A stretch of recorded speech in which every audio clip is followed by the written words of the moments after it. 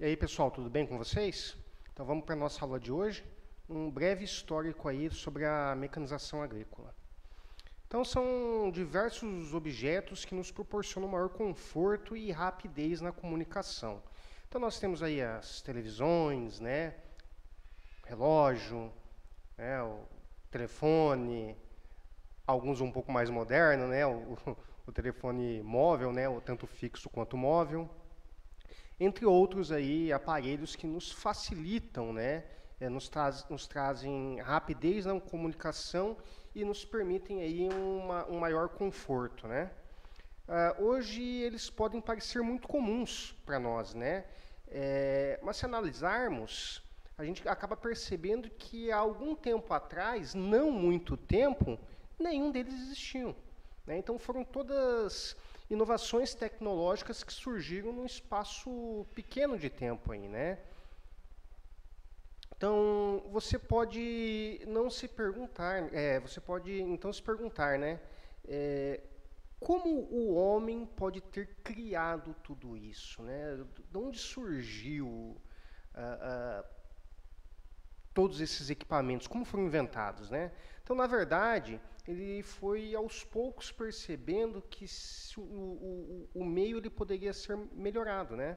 Então, dessa forma, por exemplo, o homem criou a roda aí, né? Então, se a gente observar aqui, né, a roda, ela foi uma invenção que nos possibilitou aí uma série de melhorias, né? Para carregar carga, para arar a terra, para, né, enfim, né? Hoje a gente tem os automóveis aí graças à invenção da roda. Talvez com um incentivo provocado por um raio, né? A gente também descobriu o quê? O fogo, né?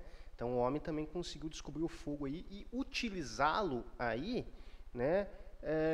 Para cozinhar alimentos, né? O que, segundo alguns estudiosos, permitiu, né, a ingestão aí de proteína de carne, que foi o grande responsável aí pelo, digamos assim, pelo desenvolvimento, né, da nossa raça. E assim aconteceu com as máquinas agrícolas, né? Então, no início, o homem percebeu que ao plantar uma semente poderia dar origem a uma planta inteira da mesma espécie, né, que é essa semente. Nesse momento, ele deixa de ser nômade, né? Ou seja, deixou de mudar de local para sobreviver e passa a habitar um local fixo, né? Então, provavelmente, tudo isso aqui vocês já viram ali nas aulas de história, né? Então, o homem percebe que não há necessidade de sair à procura de comida, já que podia produzir o seu próprio alimento, mas esse fato acabou forçando cada vez mais a ter que aumentar sua produção. Por exemplo, se ele plantava arroz, ele trocava, né, o seu excedente aí com o vizinho que produzia, que produzia ou tinha outros produtos, né? Não só o alimento, né? Podia trocar ali por pele, por outras coisas, né? Então começou-se a ter o primórdio do comércio, né? As primeiras trocas aí, trocar produto por outros, né? Então o homem começou a desenvolver formas de aumentar o seu plantio, criando ferramentas que ajudavam no seu trabalho, né? Assim os séculos foram passando e foi sempre, né, constante a evolução dos equipamentos agrícolas, né? Então a gente tinha as primeiras ferramentas ali que eram utilizadas para cortar, né, o vegetal, para moer uma semente para virar farinha, para, né, enfim, para cortar um pedaço de madeira e por aí vai, para trabalhar a terra, né? Então a gente teve ali a era da pedra, do bronze, do ferro, né? A era do escudo ali, né? A era mais moderna, né? E a era do computador ali, né? Então a gente percebe ali que a gente teve uma evolução bem grande, né? E hoje a gente acaba martelando o computador, né? De raiva, às vezes, quando ele trava, não funciona. A produção em alta escala, ela é dependente da mecanização agrícola, né? Ou seja, o uso de máquinas é um dos principais pontos para o aumento da produtividade, né? Quando a gente fala, lógico, de agricultura em alta escala, tá? Em áreas extensas, em monocultura, tá? Você pode, logicamente, ter uma área menor, né, não mecanizada, mas com uma produção boa também, né? No entanto, nem sempre foi assim. Como todo o processo de implantação de tecnologia, a mecanização passou por algumas etapas até chegarmos nos dias de hoje. Mesmo assim, estamos nos defrontando com problemas sociais em virtude da falta de alimento para uma grande parte da população mundial, né? Então, por exemplo, aqui a gente tem a colheita, né, da uva aqui, né, mecanizada. A evolução da capacidade de produção nos últimos 60 anos foi, em média, superior ao crescimento da população mundial. Apesar disso, segundo a Organização das Nações Unidas para a Agricultura e Alimentação, nesse início de milênio, 852 milhões de pessoas viviam em estado de fome crônica ou de subnutrição, sendo 815 milhões, né, nos países aí subdesenvolvidos. Tá? Então, principalmente aqui, né, nessa região aqui africana, né? Então, observem aí que o mapa da fome no mundo ele é muito grande, né? Apesar de a gente sempre estar batendo recordes e recordes e recordes de produção, de produtividade, né? A gente produz muita soja, né? Muita soja, muito milho, que na verdade são fontes de ração para alimentação animal, né? E não necessariamente para o consumo humano. Então a gente tem recordes de produtividade, mas uma grande porção da população, aí, uma grande parcela da população, ela não consegue ter uma segurança alimentar. Então o espaço rural de vários países se modernizou, né? Então hoje em dia a gente consegue verificar até a utilização de drones, né? E hoje também está começando a Case, né, lançando ali uma linha de tratores que não precisa de ninguém, né, pilotando, né, que são equipamentos aí que são georreferenciados, né, todos eles trabalham pelo computador ali, pelo GPS. Então a mecanização agrícola, o uso da biotecnologia, de sistemas de estocagem, de escoamento de produção, uso de informática, de sistemas de GPS, tornaram a agropecuária mais produtiva e competitiva, né? Porém, né, de alto custo, né? Os investimentos e o controle de produção agrícola por grandes empresas disseminaram a utilização de produtos para correção de solo, de adubos químicos, agrotóxicos, rações, sementes geneticamente modificadas e por aí vai. Só que essa tecnologia ela tem um custo muito grande, o que acaba muitas vezes ficando inviável para o pequeno produtor. Por outro lado, diversas regiões do mundo vivem as tragédias da subnutrição e da fome, né? Então o Brasil, em seu imenso território, vive essa mesma contradição. Então coloca-se entre os maiores exportadores agrícolas do mundo, né? Desenvolve uma agricultura moderna e de elevada competitividade e possui o maior rebanho comercial do mundo. Ao mesmo tempo em que uma parte expressiva da população vive em condições de miséria sem ter a condição de se alimentar. Né? Em sua própria região, você pode notar essas contradições. É só observar com um olhar um pouco mais crítico, né? Não é mesmo? Então a gente vai observar alguns bairros aqui, inclusive da nossa cidade, que tem uma parcela da população um pouco mais carente, que passam por algumas dificuldades aí nesse quesito alimentacional, né? Não só de alimentação, né? Mas passam aí por necessidades aí de coisas básicas, mínimas, né? A Revolução Agrícola, uma importante etapa da evolução da mecanização. Então, o primeiro grande avanço tecnológico nas atividades agropecuárias ocorreu dentro do mesmo processo da Revolução Industrial, no século XVIII. Então, os países que se industrializaram nesse período modernizaram seus sistemas de cultivo, elevaram a produção e a produtividade, né? Então, produzir mais com menos terra e menos mão de obra, né? E introduziram novas técnicas como o desenvolvimento de instrumentos agrícolas, ok? Então, a migração para as cidades nesse período também diminuiu o número de pessoas envolvidas na atividade agrícola. Dessa forma, a Revolução Industrial e a intensa urbanização gerada por ela exigiram uma revolução agrícola capaz de ampliar o fornecimento de matérias-primas à indústria, né, e a produção de alimentos necessárias ao abastecimento de uma população que se urbanizava cada vez mais, né. Então, a Revolução Verde, né, é uma estratégia para elevar a produção agrícola.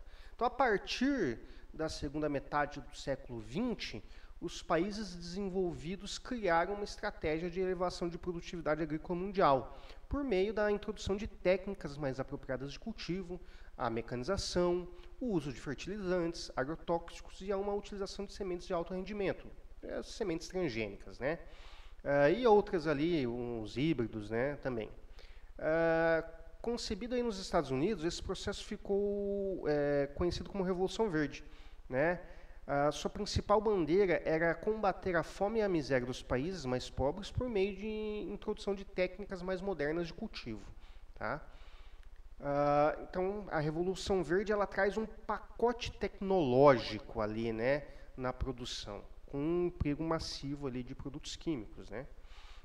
Ao mesmo tempo em que se modernizava a agricultura em alguns países subdesenvolvidos, a Revolução Verde levou a sua dependência em relação aos países mais ricos, que tinham, né, detinham aí a tecnologia indispensável ao cultivo das novas sementes e forneciam os insumos necessários para viabilizar a sua produção, tá? Então, as grandes empresas ali com as patentes, né, acabam detendo toda essa tecnologia e a gente fica amarrado, dependendo delas. Então, são 5 grandes empresas que detêm toda essa cadeia produtiva, né? Então, a elevação da produtividade diminuiu o preço de diversos produtos para o consumidor, mas o custo dos insumos aumentou numa escala muito maior, né? Então, a produção de determinados gêneros contemplados aí pela Revolução Verde era viável quando realizada em grande escala, né, em grandes propriedades agrícolas. Uma produção em pequena escala acaba ficando inviável pelo custo de aquisição desses insumos, tá, desse pacote tecnológico. Então, só em grandes extensões de áreas é que esse tipo de produção ele se paga, digamos assim, né? Então, dessa forma, muitos pequenos proprietários ligados à agricultura comercial ficaram incapacitados de incorporar essas novas tecnologias, abandonando suas atividades, né, e venderam suas propriedades. Isso causou um impacto desastroso na estrutura fundiária de diversos países, entre eles o Brasil, quando a erradicação da fome, né, a principal promessa da Revolução Verde, os próprios dados da ONU mostram que os resultados são insuficientes, né? Então, se pregou esta questão de o combate à fome, mas a gente vê que não é bem isso que acontece, né? Então, muitos produtores acabaram vendendo suas áreas, né, e foram aí para as cidades em condição de subemprego, né, submoradia, por não ter uma capacidade técnica para se colocar no mercado num emprego que pague, né, bem, né, então acaba tendo que ir para as periferias da cidade, morar em favelas, né, em regiões aí de risco, né, acaba complicando aí, né. Então, reflexões sobre a mecanização e seus efeitos econômicos, sociais e ambientais. Então, a mecanização agrícola, sem dúvida, se bem aplicada, ajuda o agricultor a aumentar a sua produção. Isso é óbvio. Nós vivemos numa região onde a questão ambiental deve ser levada em consideração.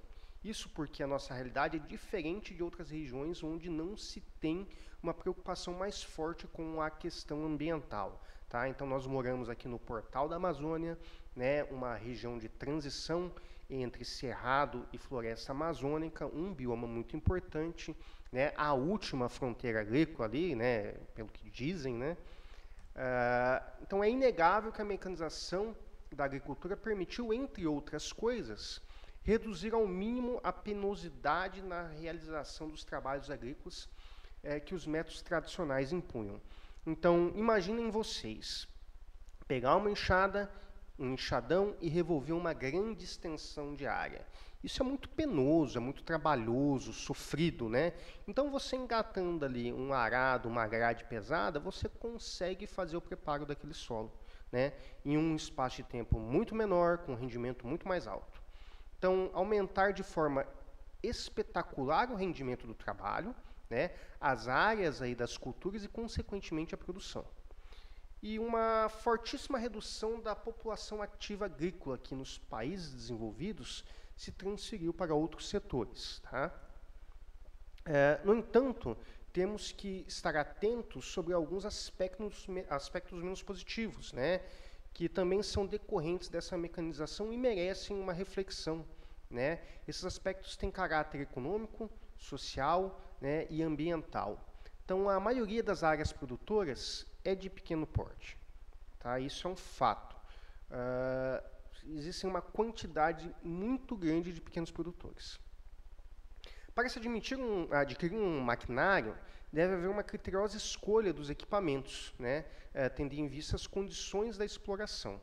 Né? Então, aconselhamos aí, então, o recurso aí da utilização em comum das máquinas, como uma forma de cooperativa. Né? Então, pequenos produtores que não têm condição de acessar, né, eu comprar um trator ali só para mim. Então, as comunidades podem se organizar, trabalhar em sistema de cooperativa e adquirir maquinários ali para serem trabalhados, para serem utilizados pelaquela comunidade.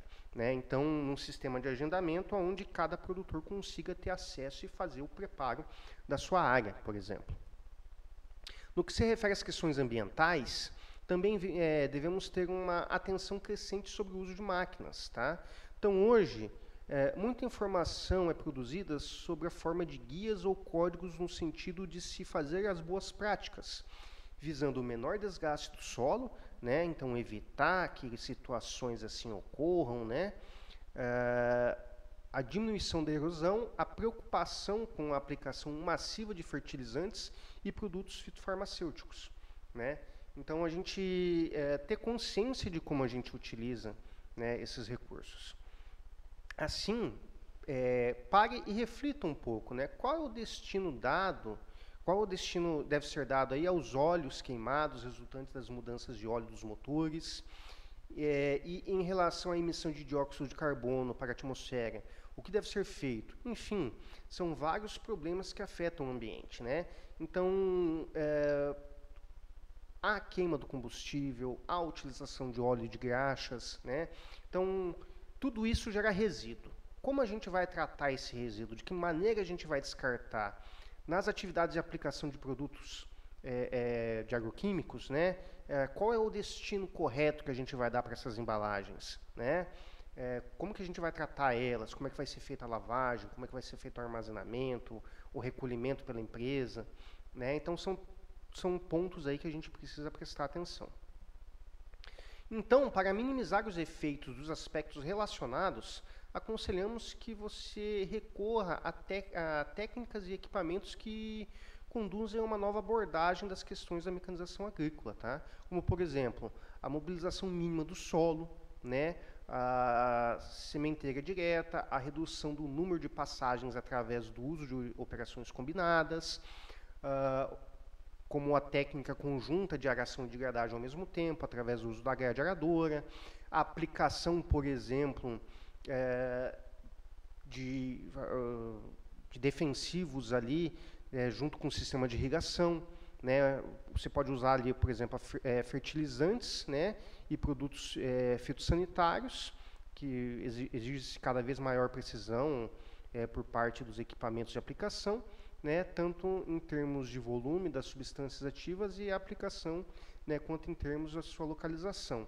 Então, um exemplo de boa utilização, se você tem um sistema de irrigação, por exemplo, por pivô, é já fazer a aplicação ali desses produtos junto com a irrigação. Tá? Então, você evita de entrar novamente com o maquinário ali. Né? Então, otimizar o máximo possível essas operações. Quando você for aplicar com maquinário agrícola, o produto fitossanitário, verificar os produtos que são compatíveis e aplicar eles ao mesmo tempo. Tem alguns que são incompatíveis, que você não vai conseguir fazer a aplicação ao mesmo tempo, né? Porque aí a molécula muda. Mas você tem alguns que permitem, né, essa mistura, digamos assim, fazer a aplicação, ok? Outra questão que vem sendo discutida no mais alto nível mundial é a questão dos gases, né, do CO2 emitidos aí pelas máquinas, os quais contribuem para o denominado efeito estufa, né? Ou seja, o consequente aumento da temperatura do planeta. Então, apesar disso, alguns autores não apontam a atividade agrícola como agente decisivo nessa matéria, ao contrário, né, de outros setores, como a indústria e o setor de transportes. Mas isso não significa que a agricultura não tenha de assumir a sua parte em termos aí de minimizar esses efeitos, né? Então, o boi ele solta gás, né? A queimada solta gás, a limpeza, né? Quando você destrói quando você limpa ali, né? Destrói uma grande extensão de floresta, você está tirando aquele carbono que estava armazenado ali, retornando também, né? Então são várias as situações aí que esse carbono ele acaba indo para a atmosfera e outros gases também desse efeito estufa, tá? Então é de suma importância, portanto, né, que os agricultores, especialmente as camadas mais jovens, sejam motivados a reunir o maior número de informações possíveis, tanto do ponto de vista econômico, como do seu eventual impacto na conservação dos recursos naturais e na preservação do ambiente, tá? Então, a informação ela é importante e cabe a nós, né, como técnicos, buscar essas informações e repassar essas informações para os produtores da maneira mais adequada possível. É óbvio que os serviços oficiais devem ter capacidade para proporcionar aos agricultores um aconselhamento competente, a formação e a informação indispensável ao sucesso das suas atividades e a um melhor reconhecimento dos aspectos ambientais referidos, necessariamente, né, condicionantes aí a médio ou a longo prazo desse mesmo sucesso, ok? Então, o governo ele tem a sua parcela, né, de responsabilidade dentro dessa questão de repassar as informações para os produtores. Então, vamos ver algumas terminologias utilizadas, tá? Então, operação agrícola é toda atividade diretamente e permanentemente relacionada com a execução do trabalho da produção agropecuária. A mecanização é uma das inúmeras operações agrícolas. Podemos definir como a operação de diversas práticas, como manejo de pragas, irrigação, produção de mudas, colheita, armazenamento, comercialização, né, mecanização agrícola, entre outras, tá? Então, isso é a operação agrícola. A mecanização agrícola é a utilização racional das máquinas agrícolas, estudando-as de maneira aplicada, tá? Cada máquina tem sua função e é projetada para determinado objetivo específico. Então, por exemplo, aqui, né, a gente pode observar aqui um implemento que ele é utilizado para o plantio de mudas, ok? Então, ele já planta a muda direta ali. Máquina agrícola, máquina projetada especialmente para realizar integralmente ou coadjuvar a execução da operação agrícola. Pode ser motora ou não, tá? Então, as máquinas motoras são aquelas que transformam várias formas de energia e transmitem o efeito de força. Como, por exemplo, temos o trator, que transforma energia térmica, combustível, em força de tração. Já as máquinas não motoras são aquelas que não transformam energia, elas apenas transmitem o efeito da força, tá? Então, a gente tem, por exemplo, aqui, né, o trator e a roçadeira, ok? Implementos são as máquinas não motoras, ou seja, aquelas que não são capazes de transformar energia, mas simplesmente transmitir o efeito da força. Como exemplo de implementos, podemos citar o arado, a grade, o subsolador, né, o perfurador de solo, etc., né, qualquer outro implemento. Todos eles são acoplados no trator e utilizam-no como fonte principal para a realização do trabalho agrícola, tá? Então, todos eles aqui, ó, são acoplados no trator, ok? Ferramenta agrícola. Implemento em forma mais simples, a qual entra em contato direto com o material trabalhado, acionado por uma fonte de potência qualquer. Exemplo, enxada, foice, facão.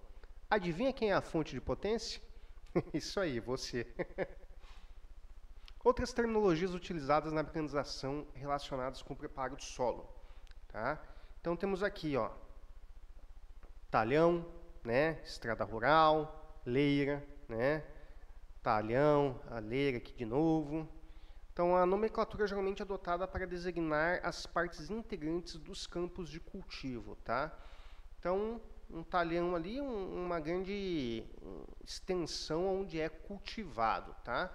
A leira ali, a inversão, quando você passa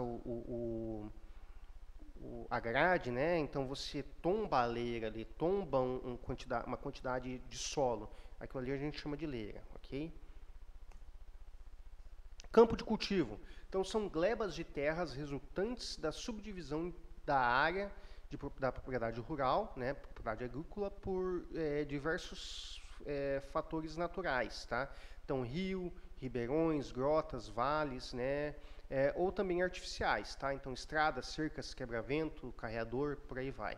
Cuja demarcação e caracterização são exigências aí de ordem administrativa e da exploração econômica, né? Então, cada campo de cultivo pode ser destinado ali a uma atividade específica. Então, plantio de milho, um plantio de soja, outra atividade pecuária, ok?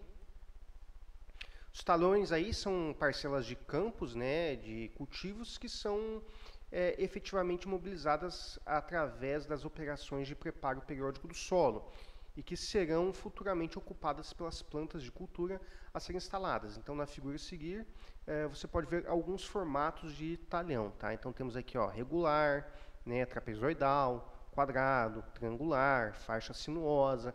Isso tudo, né, essas formas dependem muito do quê?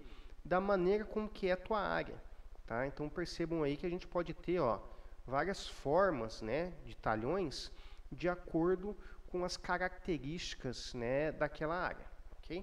E com a finalidade que o produtor precisa ali para trabalhar. Carreadores são vias de acesso e ou divisões de talhões que se interligam entre si e com as estradas da propriedade, permitindo o livre trânsito de veículos e máquinas agrícolas, tá?